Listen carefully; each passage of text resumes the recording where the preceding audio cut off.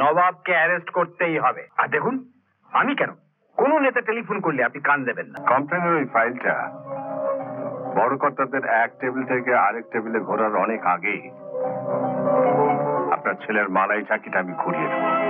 আপনি নেতা, দেশের নেতা, আপনার ছেলেকে ধরে নবাব রাস্তায় দমাদম পেটালো, তাতেই আপনি কিছু করতে পারছেন না। আপনি আবার আমায় দেখেন। ওটা শুনে আপনার জন্য কত ফলস ভোট দিয়েছি, কত বোমাবাজি করেছি।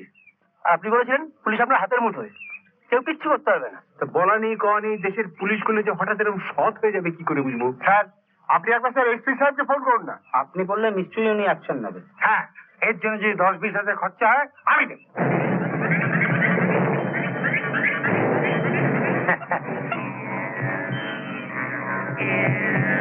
হ্যালো, আমি অজিত চৌধুরী বলছি। এসপি সাহেব আছেন? আমি কি করতে পারি বলুন?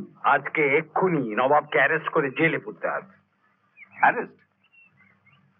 কিন্তু আমি যে থানার অফিসারদের অ্যারেস্ট করতে বারণ করে দিয়েছি। ভাবছি আপনাদের দিয়ে একটা আইন পাশ করিয়ে রাখবো, যাতে ভবিষ্যতে পুলিশকে আর কাউকে অ্যারেস্ট করতে না হয়। সে কি, ক্রিমিনালদের অ্যারেস্ট করা হবে না? নিয়ম তো এটাই ছিল, কিন্তু আপনারা নেতারা তো আমাদের কোনো কাজই করতে দেন না। কাউকে অ্যারেস্ট করে থানায় এনে লকআপে পড়ার আগেই কোনো না কোনো নেতা বলেন যে ও আমাদের দলের লোক, ছেড়ে দাও, নাহলে থানার সামনে আমার ছেলেরা বিক্ষোভ দেখাবে। কিন্তু তাই বলে চোরকে অ্যারেস্ট করলে নেতারা ফোনে বলেন আমার লোক, রেপিস্টকে অ্যারেস্ট করলে ধমকান। অ্যারেস্ট করতে গিয়ে পুলিশের হয়রানি হয়, আর সরকারি পেট্রোল পড়ে আপনাদের ফোনের বিল বাড়ে। তাই এসব চিন্তা ভাবনা করে আমরা ঠিক করেছি যে ঠিক যাই করুন, ওই নবাবকে অ্যারেস্ট করতেই হবে। তাহলে বলছেন আবার অ্যারেস্ট করা শুরু করব? হ্যাঁ, আর দেখুন, আমি কেন, কোন নেতা টেলিফোন করলে আপনি কান দেবেন না। চলুন তাহলে আপনার সঙ্গেই যাই। আপনি বুঝি নবাবের আশ্রমটা চেনেন না? হ্যাঁ, ওটা আমি খুঁজে দেবো, কিন্তু তার আগে আপনার বাড়িতে একবার যাব। আমার বাড়ি? হ্যাঁ। কেন? দেখুন, অ্যারেস্ট করা যদি শুরু করতেই হয়, তাহলে প্রথমে তাকেই অ্যারেস্ট করব যার নামে আমাদের থানায় সবচেয়ে বেশি ডায়েরি রয়েছে।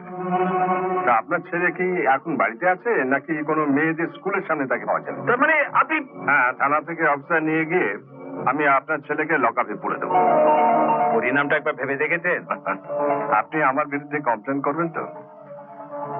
কমপ্লেনের ওই ফাইলটা বড় কর্তাদের এক টেবিল থেকে আরেক টেবিলে ঘোরার অনেক আগেই আপনার ছেলের মালাই চাকিটা আমি ঘুরিয়ে দেবো।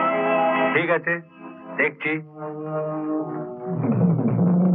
দেখুন, যদি আপনার ছেলে নিজেকে শুধরে নেয়, তা নইলে কিন্তু আমি যখন তখন আপনার বাড়িতে চলে যেতে পারি। হ্যাঁ, আসবেন, তবে আমার ছেলেকে অ্যারেস্ট করতে নয়, নিজের চাকরি বাঁচাতে।